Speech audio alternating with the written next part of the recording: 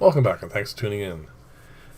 This is one of those projects I've been meaning to get to for quite a long time now, but it has an inherent problem with it, and that is I have a very small shop. I don't have a lot of floor space to fiddle around with, so I wasn't certain how much I can extend this by and not have it as a issue, getting around it and moving it and all that sort of stuff.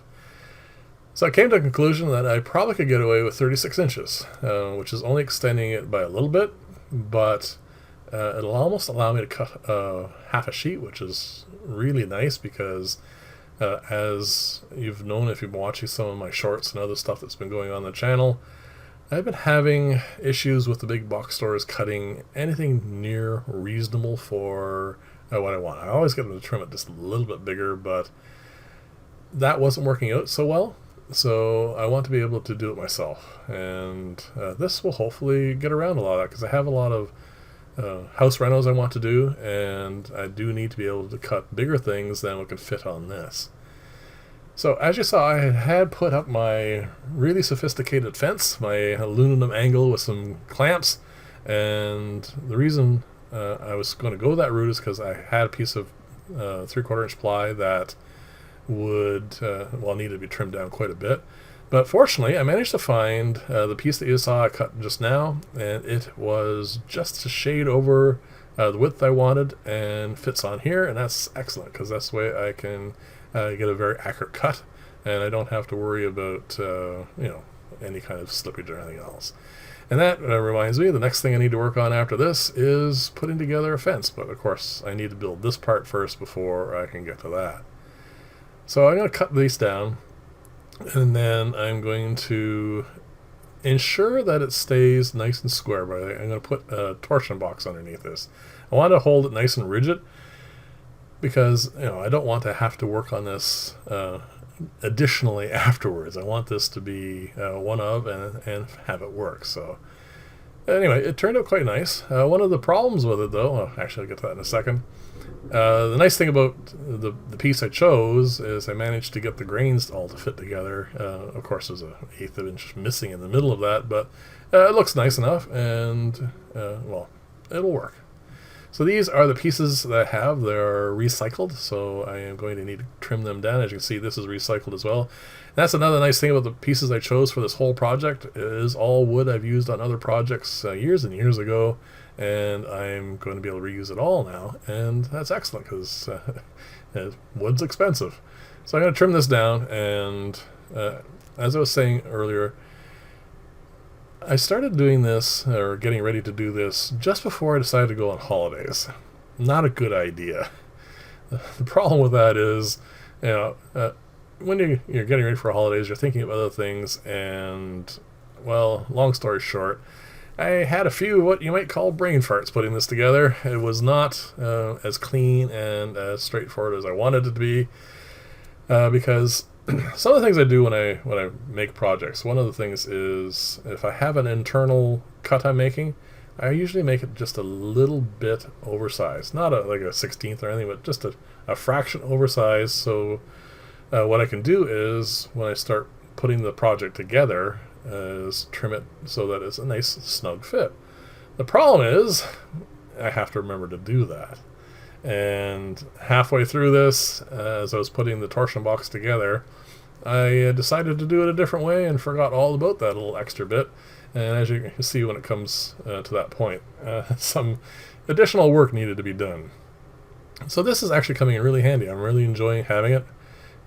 These pieces are a bit thick. It's not really necessary that I use this, but I wanted to try it out, of course, and I actually find it completely great. I love it. It does really well.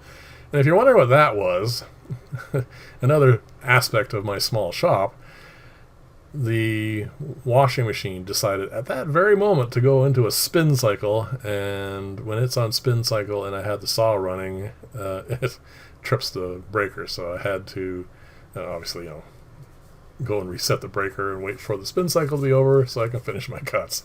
So you see there's some brad nail holes and some screw holes in this, but they're plenty long enough, and I can just trim off those excess pieces and end up with a nice arrangement of, well, these are going to be put together for the torsion box, so they're going to be plenty strong enough for this. And you see, I'm not really cutting off too much wood here, but I do want to make sure, like I said, I don't have too much in the way of voids. As you can see, a couple of them there. I want to make it as solid as possible. So, and then once I have those trimmed like that, I just cut them down to size. It's a very quick process, and it turned out really quite nicely. I said, the only problem, of course, was that one thing that I wasn't allowing for, and that is the extra little bit I left on for the inside pieces. But in the end, it's fine. I managed to find a way around that. It's not that difficult. So this is what I'm going to do. Oh yeah, this is brain fart number 2, by the way. I wanted to put like external flat heads on these because I didn't want to end up causing the well, I didn't want to have because they're quite close to the corner, I didn't want to have any pieces that were forced in and then of course delaminate the plies. So I decided to go with flat heads, but the problem is, if you can see right below where I'm working here currently, one side has to fit against that, which means when I'm done this, I need to take these out, the side that's facing this, of course, and replace them with the usual countersunk ones, so I can actually get it nice and flat and true to this. Is that you shouldn't do things before you go on holidays, and here it is. This is the problem. This is the problem I was having when I mentioned before. These are the internal ones now, so this is going to fit there, and it's going to be screwed in nice and tightly, and then it's going to fit inside, well, what looks like a U where the glue is sitting right now, and not a problem, except of course I have just a shade over length, so it is but it's not a 32nd or anything, but somewhere between a 16th, a little bit more than less than a 16th of an inch long. So like I said, don't do stuff before you go on holidays. So there you go. This is the shape now, and I'm going to stick this inside here in a second, and I'm going to start screwing this together in the torsion box. It is turned out really well. It's nice and flat in the end, and I did manage to shave off the little bit that I needed. If you took measuring tape and measured it, you would see that one of them is going to end up being, well, almost exactly a 16th shorter than the others. And again, not important. It's just one of those things that annoys me when I put things together. It is the kind of thing that, well, should have been easily avoidable, and I didn't. So anyway, so I'm just going to measure this up now. I'm going to set them up in place and get everything ready to glue together, and then of course take it all apart and trim and then re-glue it together and screw it all back in together. So this is going to be a 2-part video at least, because as you can see, this is getting quite long already, and I want to not leave out any details in the making of this, even the mistakes that I make. So I want to make sure that this is done properly, as well as show you the whole process. So I'm going to screw this together, and I'm going to show you what it's going to look like. And as you can see right there where those 3 holes are on the end of the saw, that's where this is going to go.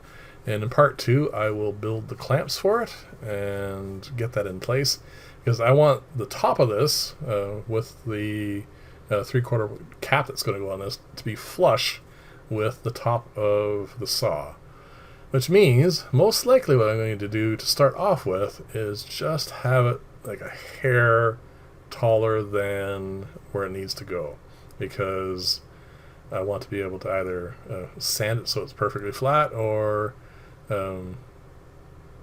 tap it down to where I need to go and put the braces underneath it and all the other stuff. So anyway, as you can see, what I'm doing here right now is I haven't clued in yet that I have that 16th, so I'm trying to force it into the position that I want it to go, and I think about 2 minutes from now I figure it out that, oh yeah, that's the problem.